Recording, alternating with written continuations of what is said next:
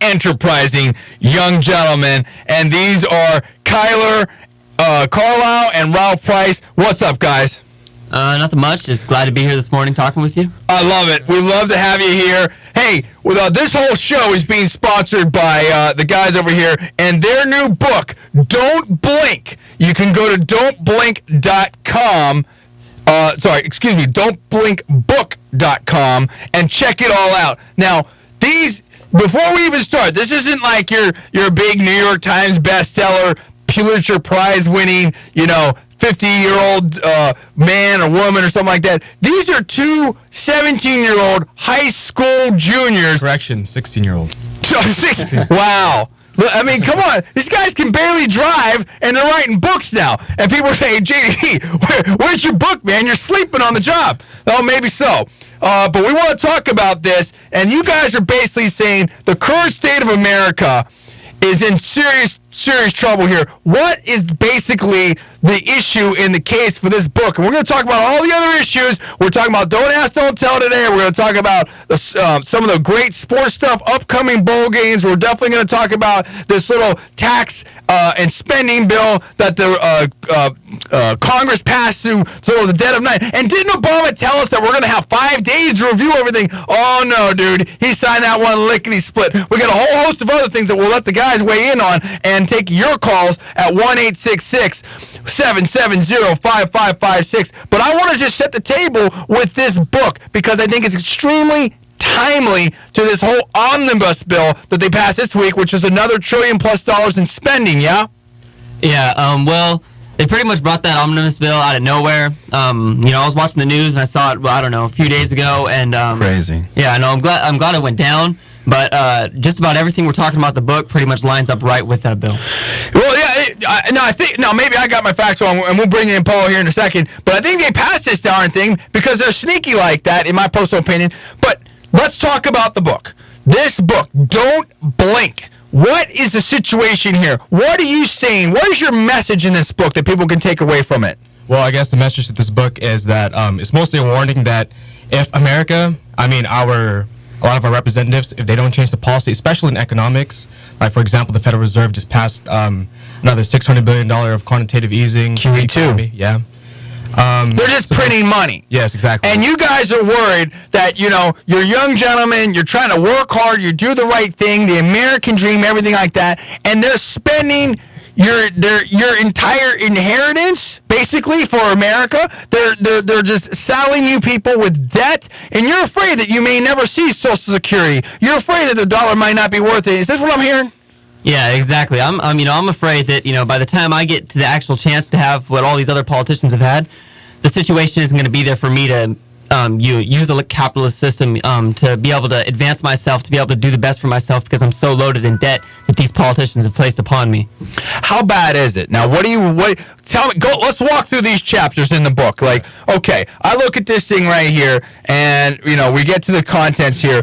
Chapter 1, the current state of America. Chapter 2, the problems facing our nation. Chapter 3, the two-part dictatorship. Let's go with Chapter 1 and Chapter 2. What is the current state, and what are the problems that we're facing? I guess the current state of America is the government is pretty much in all aspects of life. It's in, they've taken over the economy, they've taken over healthcare, they've taken over, what else? They've taken over the war. It's just, we've seen government everywhere, especially in education. And the main problem is with education, a lot of the students really don't know what's going on. So you feel like we don't have the freedoms anymore, and they're encroaching in the freedom and the liberty that this country was founded upon. Exactly.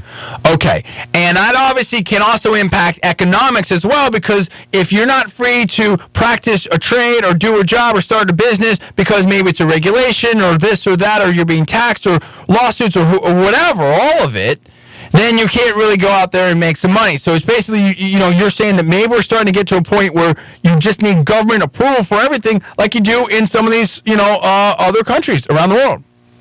Exactly. They're in every aspect of our lives. Look at Nancy Pelosi. She wants to, I'd rather not, but go ahead. Yeah, exactly. It looks like she's perpetually witnessing the Hindenburg. But, I'm telling you. Yeah, but Nancy Pelosi, she wants to come in and tell you what you can eat. She wants to tell you where you can do this, where you can do that. She wants to come in and tell you how you can defend yourself. She wants to literally regulate your life from her, from her seat in Congress while she leaves her, $13,000 a month vacant office in San Francisco. And that was the whole thing about the whole health care bill that a federal judge in Virginia just struck down, and now it's over there in Florida with our guy Bill McCollum, Attorney General, and he's taking it up, and it's eventually going to get to the Supreme Court. We all know that, where they're basically trying to use the Commerce Clause to say, hey, this affects interstate commerce, whether people are healthy or not, and whatever like that. And we can also tax everybody for everything. Well, look, dudes, you can't tax someone. You can't do something you can't tell people that they have to not do something. It's too early in the morning. I have no sleep, so I'm getting this wrong. Let me try it again. Let me reset this again. You can't tax someone for not doing something, or you shouldn't be able to, right? That's number one. Just breathing air, whatever like that. Number two, you can't force someone to do something that, in other words, if you're not getting health care, how is that's not impacting interstate commerce in any real serious way? Of course, you can make the crazy 2, 3, 4-step analogy, whatever like that, but you're not going across state lines. You're not making anything. You're just not doing something. Okay, so if they can, the bottom line is, they've never been this aggressive before. If they can force you to get health care, they can force you to do anything. There will be no limit to the interstate to the Commerce Clause, and I think that they've gone too aggressive on it anyway. That's a whole different constitutional law discussion. But it really gets to the heart of it. Look, the bottom line is of course there's legitimate concerns for the government, and of course we need to have a discussion and reform of healthcare. Not very many people on a serious level dispute that. The question becomes, how are we going to do that? And basically, I may not think it's really smart to eat French fries every day, but I'm not going to tell you can't do that.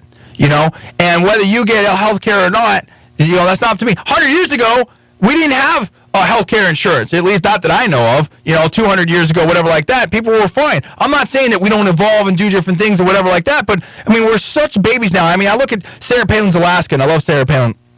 And she's out there camping, and she did this whole thing, she's hunting, camping, fishing, climbing rocks. I'm like, dude, Sarah Palin's like, buff, dude. She's in shape. I better get in better shape.